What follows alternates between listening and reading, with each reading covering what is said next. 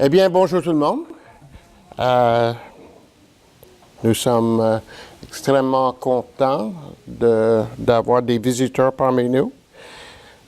Pour ceux qui ne savent pas pourquoi nous avions les caractères chinois sur l'écran, c'est parce que normalement, nous avons une gang de Chinois qui sont avec nous. Mais en fin de semaine, ils sont à Toronto. Et donc, c'est pourquoi ils ne sont pas ici. S'il vous plaît, voulez-vous tourner dans vos Bibles? 1er Thessaloniciens et le chapitre 5 et le verset 1. J'aimerais lire le passage et par après, nous allons prier et là, nous allons étudier ce que le Seigneur veut nous dire dans ce passage. Donc, le chapitre 5 et le verset 1, 1er Thessaloniciens. Je vous attends, bien. Pour ce qui est des temps et des moments, vous n'avez pas besoin, frères, qu'on vous en écrive, car vous savez bien vous-même que le jour du Seigneur viendra comme un voleur dans la nuit. Quand les hommes diront paix et sûreté, alors une ruine soudaine les surprendra, comme les douleurs de l'enfantement surprennent la femme enceinte, et ils n'échapperont point. Mais vous, frères, vous n'êtes pas dans les ténèbres pour que ce jour vous surprenne comme un voleur. Vous êtes tous des enfants de la lumière et des enfants du jour. Nous ne sommes point de la nuit ni des ténèbres. Ne dormons donc point comme les autres, mais veillons et soyons sobres. Car ceux qui dorment, dorment la nuit, et ceux qui s'enivrent, s'enivrent la nuit. Mais nous, qui sommes du jour, soyons sobres, ayant revêtu la cuirasse de la foi et de l'amour, et ayant pour casque l'espérance du salut. Car Dieu ne nous a pas destinés à la colère, mais à la possession du salut par notre Seigneur Jésus-Christ, qui est mort pour nous, afin que soit que nous veillions, soit que nous dormions, nous vivions ensemble avec lui. C'est pourquoi exhortez-vous réciproquement et édifiez-vous les uns les autres. Prions le Seigneur. Père Céleste, merci pour ce matin. Nous voulons penser à René et Janice qui sont en Floride et nous prions d'être avec eux. Nous te demandons, Seigneur, de leur donner de bonnes vacances et un bon repos.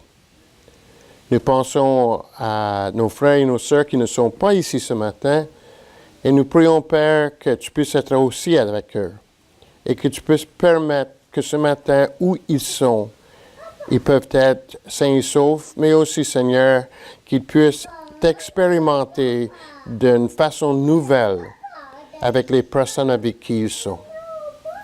Père Céleste, maintenant, nous voulons regarder ta parole, nous voulons comprendre ce que tu dis aux Thessaloniciens dans ce passage, et nous voulons aussi, Seigneur, savoir qu'est-ce que tu nous dis dans ce passage pour que, après que nous sommes sortis d'ici, nous puissions vivre pour toi d'une façon plus intelligente, avec plus de passion et avec le désir de t'obéir en toutes choses. Nous te demandons au nom de Jésus-Christ. Amen. J'ai donné comme titre ce passage « Réveillez-vous ». Réveillez-vous. Il y a peut-être maintenant 3 ou 4 mois, j'avais un rendez-vous de prévu chez le médecin. Je l'avais mis dans mon agenda, mais je n'avais pas mis une alarme pour me dire, voilà, vous devez aller chez le médecin demain. Et donc, j'étais chez nous, j'étais dans ma fauteuil, Mon fauteuil? Mon fauteuil. J'étais en train de lire dans ma Bible, croyant que j'étais très spirituel. Et tout d'un coup, j'entends quelque chose qui dit ding, ding, ding, ding, ding. Je dis, qu'est-ce que c'est ça?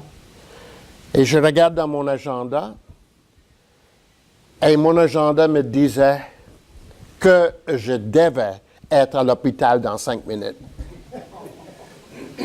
Disons, pour ceux qui connaissent Montréal, de partir de Châteauguay sur la rive sud, se rendre à l'hôpital à Montréal, sur Décarie, nous ne pouvons pas faire ça dans 5 minutes.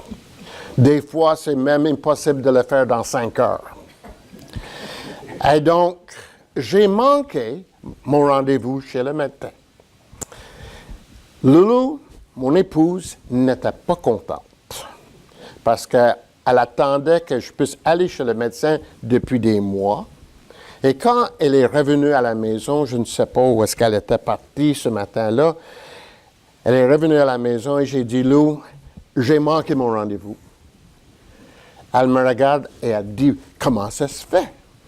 J'ai dit, je n'avais pas mis une alarme dans mon agenda un jour d'avance pour que je puisse me rendre chez le médecin aujourd'hui. Et donc, j'ai manqué mon rendez-vous.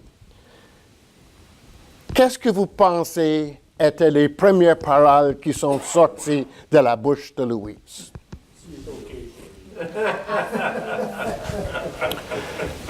Leslie, réveille-toi. Réveille-toi.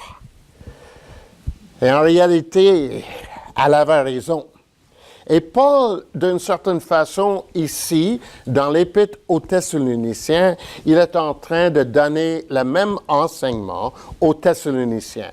Pas pour les mêmes raisons, pour d'autres raisons, mais Paul voulait que les Thessaloniciens soient réveillés.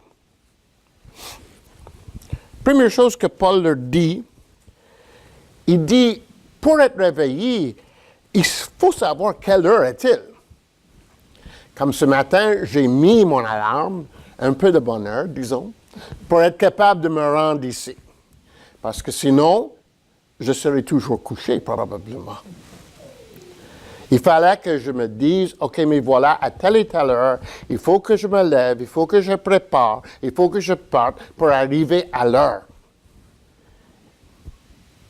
Pour les Thessaloniciens, ce que Paul voulait, c'est qu'eux autres aussi, ils comprennent quelle heure c'était quand il a écrit aux Thessaloniciens. Pourquoi? Si vous vous rappelez de la dernière fois que nous étions ensemble, moi j'ai enseigné dans 1 Thessaloniciens et le chapitre 4 et les versets 13 au verset 18. Les derniers versets du chapitre 4. Et ce que nous avons vu dans ces versets, Paul avait le cœur vraiment sensible à enseigner aux Thessaloniciens concernant ceux qui étaient déjà morts parmi la communauté de Dieu. On peut penser que les personnes qui sont mortes chez les Thessaloniciens, peut-être il y en avait qui sont morts parce qu'ils ont été persécutés et même peut-être ils ont été martyrisés. Et les Thessaloniciens, eux autres, ils s'attendaient qu'un jour à l'autre, qu'est-ce qui arriverait? Est-ce que vous vous rappelez? Qu'est-ce qui arriverait? Ils s'attendaient qu'un jour à l'autre, quelque chose arrive. Est-ce que vous vous rappelez quoi? Que le Seigneur Jésus était pour revenir. Qu'ils étaient pour voir le retour du Seigneur Jésus. Puis eux autres, chez les Thessaloniciens, Paul leur avait enseigné que le retour du Seigneur Jésus sera comme, pour les Thessaloniciens, dans leur culture, c'était pour être comme la visite de César dans la ville de Thessalonique. Si César arrivait, il n'arrivait pas en cachette. Normalement, quand le César arrivait dans une ville, dans l'Empire romain à ce moment-là, il ne pouvait pas arriver sans qu'il y ait une parade. Le mois prochain, disons, bon, je ne sais pas quelle date, nous autres, on a une parade aussi à Montréal. Vous savez quelle parade que c'est? La parade de Père Noël. Et là, tout le monde se rend dans les rues avec leurs enfants. Puis là, il y a une parade où le monsieur, le bonhomme en rouge et blanc, il arrive dans une flotte et il est là avec comment est-ce qu'on appelle les reindeers en français? Les quoi? Oui, ouais, c'est ça. Puis dans son chariot, puis il salue tout le monde, puis là, il se présente dans le temps, quand moi j'étais jeune, c'était chez Eaton's, puis là, il prenait sa place chez Eaton's, et tandis qu'il y avait des Pères Noël tout partout ailleurs à Montréal, le vrai Père Noël était chez Eaton's. Pourquoi? Parce que lui, il arrivait par parade. Tout le monde le savait. Mais au 1er siècle, quand le César arrivait dans une ville, et la ville de Thessalonique était une ville très importante, c'était une des seules villes en dehors de l'Italie qui était considérée comme une ville libre.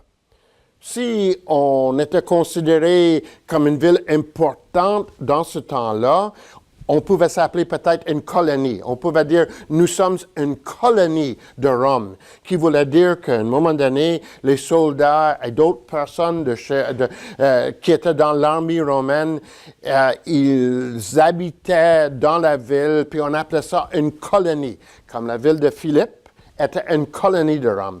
Mais Thessalonique n'était pas considérée comme une colonie. Thessalonique était considérée comme une ville libre. Parce que César leur avait donné ce titre, ce rôle, il y a bien des années, quand dans la guerre romaine contre Antony et contre Jules César, Thessalonique avait choisi la bonne personne et donc ils ont reçu, disons, le rôle d'être une ville libre. Puis pour eux autres, il n'y avait rien de plus important que César. Et que si César les visitait, on avait la parade. Et à cette parade, on avait des personnes qui jouaient les trompettes. Il y avait des personnes qui criaient dans les rues, voilà, le César arrive. Puis, ce que nous avons ici, en 1 Thessaloniciens et le chapitre 4, Paul dit que quand le Seigneur reviendra, il reviendra sur terre et ce sera comme une parade où les Thessaloniciens, qui sont les enfants de Dieu, ils iront à la rencontre du Seigneur. Ils iront à la rencontre du Seigneur pour qu'à un moment donné, revenir avec le Seigneur sur terre. Et les Thessaloniciens, ils attendaient ça à n'importe quel moment. Ce qu'ils ne savaient pas, c'est que les personnes qui sont mortes, qu'est-ce qui arriverait à ces personnes-là? Mais Paul leur avait dit que quand le Seigneur reviendra et que nous irons à sa rencontre et que nous reviendrons sur terre, non seulement ceux qui sont vivants, ils seront là pour recevoir le Seigneur, mais aussi ceux qui sont morts. Mais Paul ne dit pas qu'ils sont morts, il dit qu'ils se sont endormis. Ils dorment. Mais Paul, quand même, il continue sa pensée dans chapitre 5 et les versets 1 à 11, et il dit aux Thessaloniciens, vous savez vous-même que la question de l'heure, la question du temps, la question du moment où ça va arriver, vous savez vous-même que nous ne savons pas quand est-ce que ça va se faire.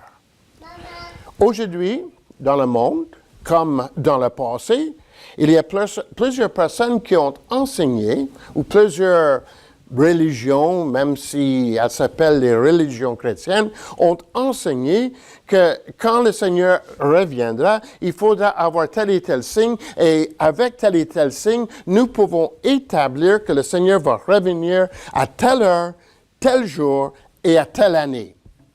Selon l'enseignement de Paul, nous ne pouvons pas faire ça. Même quand quelqu'un essaierait de vous dire, mais voilà, le Seigneur reviendra à un tel jour, telle heure, telle année, selon l'enseignement de la Bible, nous pouvons dire à cette personne-là, excusez-moi, mais ce n'est pas écrit dans la Bible, ce n'est pas vrai. Nous ne pouvons pas savoir quand est-ce le Seigneur va revenir. Nous pouvons quand même être certains que le Seigneur reviendra. Mais nous ne pouvons pas être certains du quand. Le Seigneur revient, selon l'enseignement de Paul, mais nous ne pouvons pas savoir quand. Ce que Paul est en train de dire en attendant, le point important, c'est de l'attendre et d'être prêt. Mais Paul enseigne ici dans Thessaloniciens que pas tout le monde l'attend et que pas tout le monde sera prêt. Il y avait deux idées en ce qui concerne le retour du Seigneur. La première idée, c'est que le Seigneur reviendra, il y aura une parade où les chrétiens iront à sa rencontre et ils reviendront sur terre. Je ne sais pas si vous vous rappelez, mais notre espérance n'est pas nécessairement selon ce que nous avons chanté ce matin. Les chrétiens ne sont pas appelés à aller au ciel. Les chrétiens sont appelés à, dites-moi, selon ce que nous avons vu la dernière fois. Quand le Seigneur, dans Apocalypse chapitre 20 et 21, quand ils viennent où? Sur terre. L'espérance du chrétien n'est pas d'aller en haut quelque part. L'espérance chrétienne, c'est qu'un jour, nous serons sur la terre, nouvellement ou recréés de la part de Dieu. L'espérance chrétienne n'est pas d'aller rejoindre le Seigneur, mais le Seigneur viendra sur terre pour que tout ensemble, nous serons une nouvelle humanité sur une nouvelle terre avec le but que Dieu a établi en Genèse chapitre 1, qui est que la gloire de Dieu remplira toute la terre. Et donc, notre espoir, c'est qu'un jour, nous allons être sur la nouvelle terre, avec les nouveaux cieux, dans la présence de Dieu. C'est le but de Dieu, c'est la volonté de Dieu. Quand Dieu a créé, est-ce qu'il a créé l'homme au ciel? Il a créé sur terre. Où était Dieu quand il a créé l'homme sur la terre? Il était sur la terre avec l'homme. Ce qui est arrivé, c'est que l'homme, quand il a péché, il a été coupé avec la communion avec Dieu. Mais le but de Dieu, c'est qu'un jour, sur la terre, l'homme et lui seront ensemble pour amener la terre et amener toute la création à adorer et glorifier Dieu comme il doit être glorifié. Ça, c'est le but de la vie chrétienne. Comme, je ne sais pas si je vous ai dit la dernière fois, mais quand quelqu'un que je connais et que j'aime énormément meurt, comme c'était le cas avec ma mère, comme c'était le cas avec d'autres personnes que je connais, l'espoir, c'est qu'un jour, quand le Seigneur reviendra, nous serons ressuscités ensemble pour aller à sa rencontre. Nous reviendrons sur terre et sur terre, nous allons régner avec lui. Maintenant, quand il reviendra, ce ne sera pas seulement pour les chrétiens. Si nous regardons dans le verset que nous avons vu, comment est-ce que ce jour est appelé dans le verset 2? Comment est-ce que le jour du retour du Seigneur est appelé? Oui, il viendra comme un voleur dans la nuit, mais il appelle ce jour où le Seigneur reviendra le jour du Seigneur. Ce titre n'est pas un titre à Lazare. Ce titre est un titre qui se trouve dans l'Ancien Testament quand Dieu parlera du jour où il viendra, mais il viendra sur terre pour juger. La parole de Dieu nous enseigne que Jésus revient. Il revient pour chercher son peuple. Mais la parole de Dieu nous enseigne non seulement est-ce qu'il aura quelque chose à faire avec son peuple, mais il aura quelque chose à faire avec tous ceux qui ne font pas partie de son peuple. Et ce que le Seigneur fera, c'est qu'il les jugera. Il les condamnera. Pour certains, le jour du Seigneur les surprendra. Comme un voleur, comme l'ennemi et comme une femme enceinte qui a les contractions. C'est ça qu'il dit. Le jour du Seigneur viendra comme un voleur dans la nuit. Quand les hommes diront paix et sûreté, une terreur soudaine viendra sur eux, comme les accouchements, ou pas les accouchements, excusez-moi, comme les douleurs d'une femme qui est enceinte. Ça, ce n'est pas une parade, ça. C'est quelque chose d'autre. Un voleur dans la nuit, c'est quelqu'un qui enlève ce que nous trouvons précieux. Il y aurait des personnes, quand le Seigneur va revenir, qui vont avoir, disons, tout ce qu'ils trouvent important complètement enlevé. Eux autres, ils ne croiront pas ça. Ils croiront que nous ne pouvons rien perdre. Nous pouvons garder ce que nous avons. Le monde aujourd'hui vit d'une façon où ils disent, voilà, mon but dans la vie, c'est de ramasser, ramasser et ramasser. Et personne ne va m'enlever ce que j'ai. Quand le Seigneur reviendra, tout ce que nous avons trouvé précieux, qui n'est pas selon ce que Dieu voulait, va nous être enlevé comme un voleur dans la nuit. Quand les hommes diront paix et sécurité ou paix et sûreté, cette phrase paix et sûreté est une phrase qui était utilisée au 1er siècle pour les gens qui appartenaient à l'Empire romain sous la gouvernance de César et de ses armées. On avait quelque chose dans le temps que nous connaissons même encore aujourd'hui qui s'appelait le Pax Romana. Vous savez qu'est-ce que ça veut dire, ça? La paix romaine. Mais la paix romaine, les Romains disaient, voilà, nous vous offrons la paix, donc pas de guerre, et nous vous offrons la sécurité. Pourquoi? Parce que tous les ennemis de Rome qui se trouvaient autour de l'Empire, Rome mettait les légions sur ses frontières pour que l'ennemi ne puisse pas entrer dans le pays et pour les vaincre et pour les prendre en esclavage. Et donc, c'est César et l'Empire romain qui offraient la paix et la sécurité. Paul est en train de dire ici, quand le Seigneur reviendra, les hommes penseront qu'il y a paix et sécurité. Les hommes penseront que nous sommes safe, nous sommes sûrs. Mais quand le Seigneur reviendra, il n'y aura pas de paix ni de sécurité pour ceux qui ne le connaissent pas. Il y aura un ennemi qui bouleverse leur vie. Quand nous croyons en sécurité, le Seigneur reviendra et notre sécurité, notre contentement, notre pensée d'être sauf va disparaître parce que notre vie va être bouleversée. La parole de Dieu nous enseigne dans les évangiles que quand le Seigneur reviendra, il y aura des personnes qui diront « Montagne tombée sur nous ». Parce qu'ils voudront fuir à la colère de Dieu qui sera manifestée dans ce temps-là.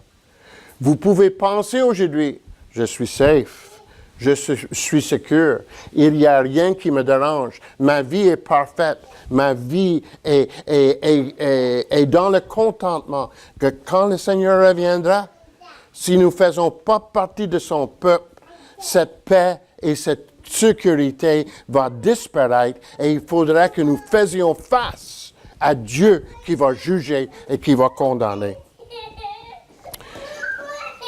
Il dit ça va être comme une femme avec les contractions ou une femme qui expérimente ces douleurs de l'enfantement. Tandis qu'une femme peut savoir qu'un jour elle va enfanter. La femme ne sait pas quand ce jour va arriver. Elle ne sait pas quand le jour de la nouvelle création va apparaître, qui viendra ou qui sortira de son corps. Mais c'est la même chose avec le Seigneur Jésus. Quand le Seigneur reviendra, ce sera le temps du commencement pour vrai de tout ce que le Seigneur a promis selon l'Ancien Testament et selon le Nouveau Testament. Mais la façon que ça va se faire, la façon que le Seigneur va recréer cette nouvelle création selon ce que nous voyons dans la parole de Dieu, c'est qu'il va utiliser le feu. Et le feu va brûler tout ce qui n'est pas selon Dieu, et de cette destruction va sortir la nouvelle terre et les nouveaux cieux selon ce qui est dit dans 2 Pierre. Qu'est-ce que Paul est en train de dire? Il y a un jour qui va arriver, que le Seigneur va revenir. Mais ce jour, pour les personnes qui ne sont pas chrétiennes, ne sera pas une journée formidable, disons. C'est un jour où tout ce que nous trouvons important dans notre vie aujourd'hui sera enlevé. Toute notre paix, notre sécurité sera abolie. La nouvelle création sera faite ou sera opérée par Dieu, mais à travers le feu. Ce que Paul est en train de dire aux Thessaloniciens, ceux qui sont en dehors de la famille de Dieu, leur espérance n'est pas dans un moment où le Seigneur va les délivrer.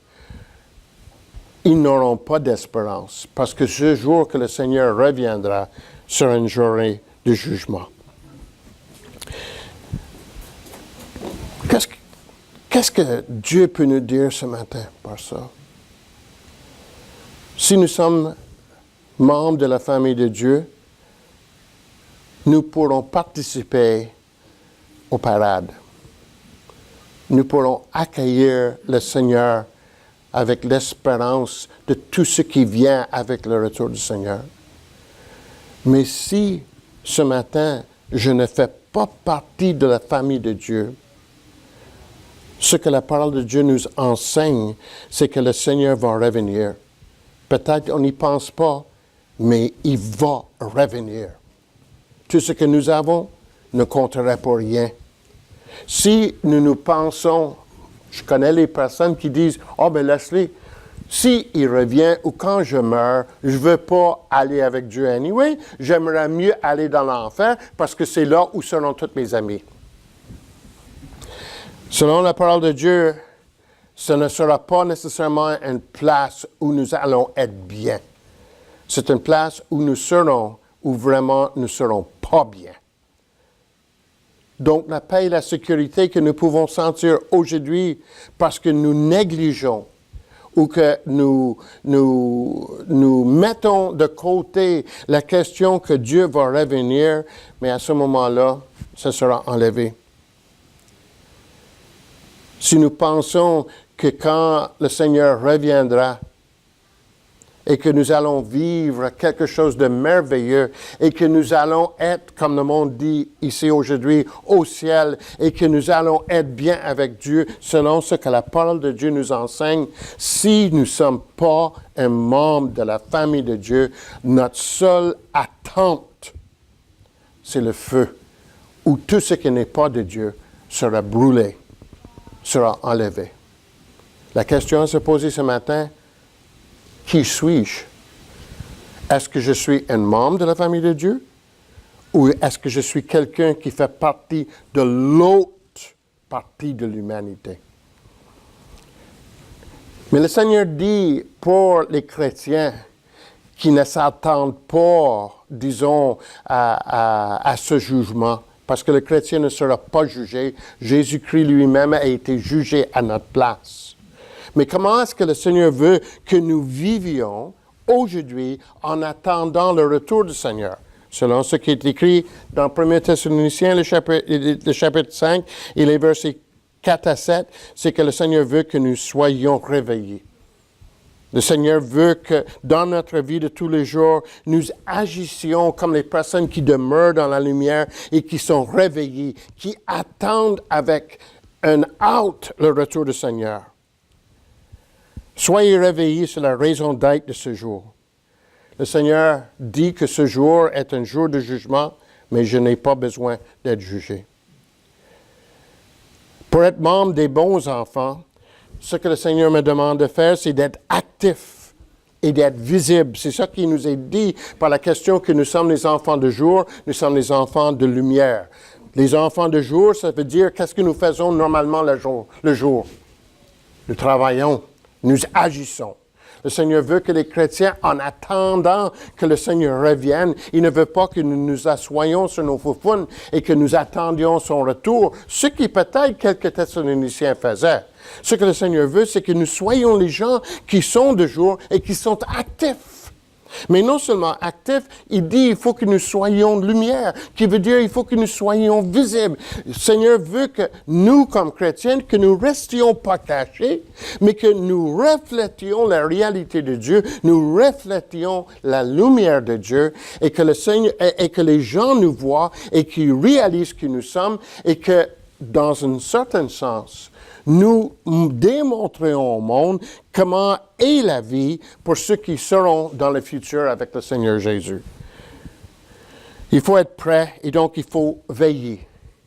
Il faut être sobre. Sobre dans le sens d'avoir la pensée qui est toujours sur le retour du Seigneur et sur comment nous devons vivre.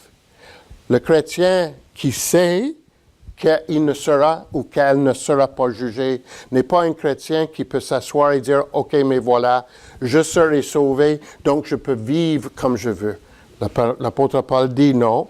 Le chrétien qui sait qu'il est un enfant de Dieu est appelé aujourd'hui à agir comme un enfant de Dieu, qui veut dire que dans ma vie, je pense continuellement, voilà, comment est-ce que moi, je peux être actif pour le Seigneur et comment est-ce que moi, je peux vraiment être visible pour les personnes qui sont autour de moi, comme le Seigneur veut que je sois. Le Seigneur aussi dit que comme chrétien, dans le monde aujourd'hui, il faut que je porte une armure défensive. Paul parle de mettre le cuirasse de l'amour, de foi et de l'amour. Il parle de mettre le casque du salut. Et donc, Paul est en train de donner une image du soldat romain, mais la cuirasse et aussi le casque font partie de l'armure de soldats romains, mais de l'armure pour la défense. On portait la cuirasse pour quelle raison?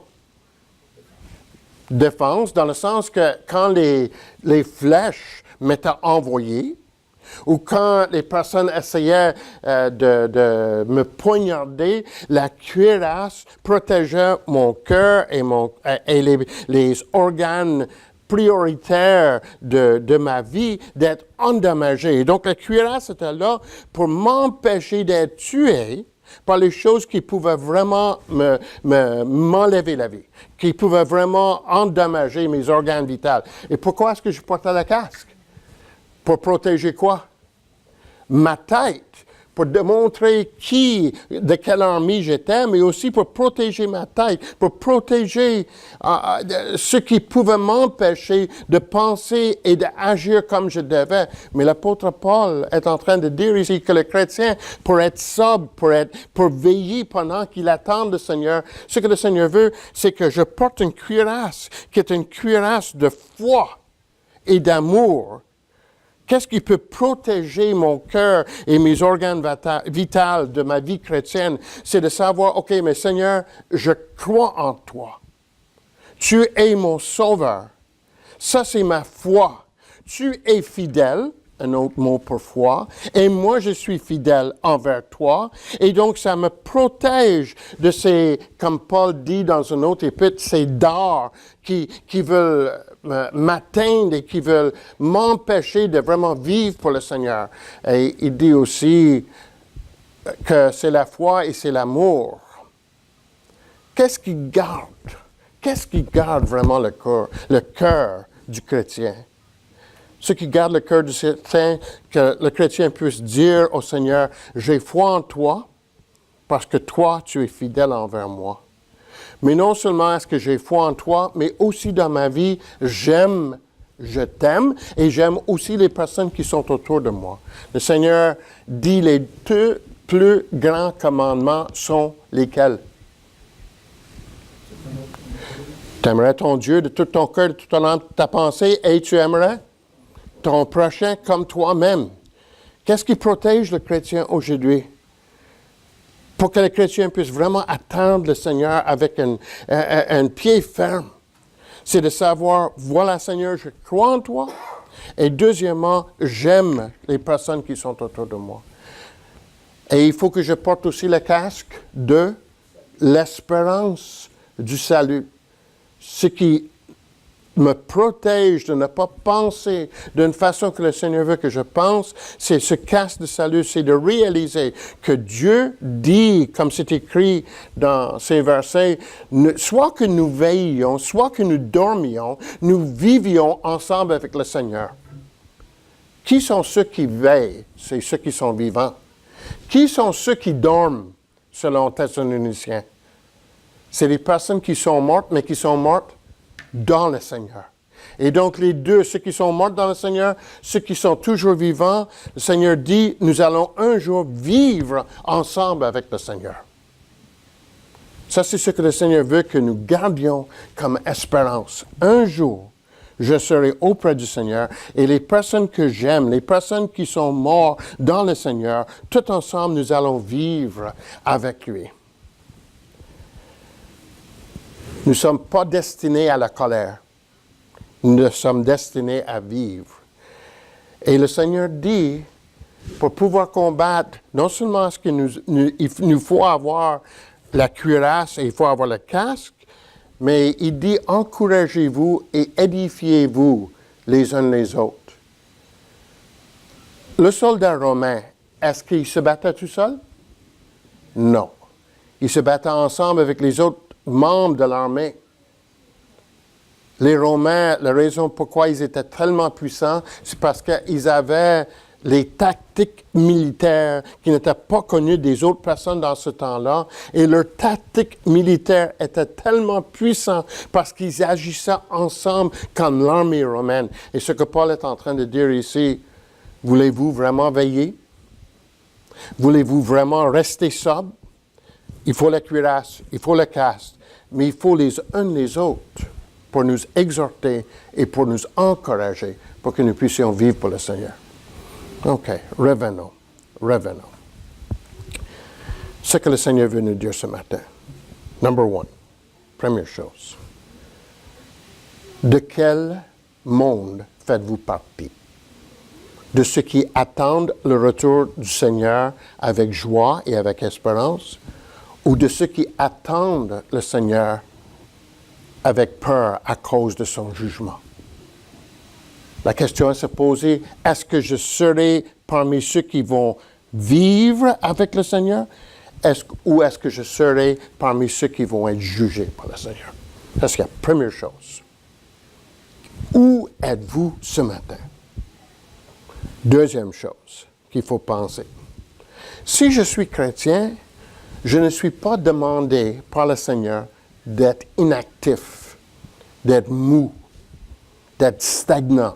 Le Seigneur veut que je sois actif dans cette vie et que je sers de lumière à ceux qui sont autour de moi. Que les personnes puissent voir par la façon que je vis comment le Seigneur veut que je sois. Et donc, comme chrétien ce matin, peut-être je peux dire, quand le Seigneur revient, je serai avec lui. Mais si le Seigneur revient, comment est-ce qu'il va me trouver? Est-ce qu'il va me trouver en train de veiller, être sobre et d'être visible comme un enfant de Dieu? Ou est-ce qu'il va me trouver inactif? Il va me trouver caché? Comment est-ce que je vis ma vie chrétienne? Ça, c'est la deuxième chose. Il faut que je pense. Et la troisième chose, c'est OK, Seigneur, je veux être actif, je veux être visible. Qu'est-ce que ça me prend? Ça me prend la foi, l'amour, et numéro 3, l'espérance. La foi en Dieu, l'amour les uns envers les autres, et l'espérance que le Seigneur revient, et quand il reviendra, je serai avec lui. Et pour le faire, il faut être dans l'Assemblée et dans la communauté pour être encouragés et d'édifier les unes par les autres. OK. Questions. Commentaires. Questions, commentaires. N'importe quoi. Posez vos questions.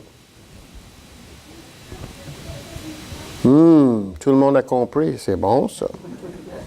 C'est bon. Ça veut dire que nous allons sortir d'ici, nous allons tous être des soldats dans l'armée du Seigneur. N'est-ce pas? Avec des casques, des cuirasses et les uns les autres dans l'armée. Prions.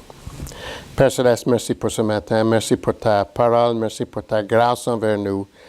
Et moi, Seigneur, je te demande que tu puisses travailler dans le cœur de chacun ici ce matin pour que chacun puisse savoir, pas penser, pas espérer, mais que la personne puisse savoir ce matin qu'ils font partie de ton peuple. Et quand tu reviendras, nous participerons à la parade, pas à la punition.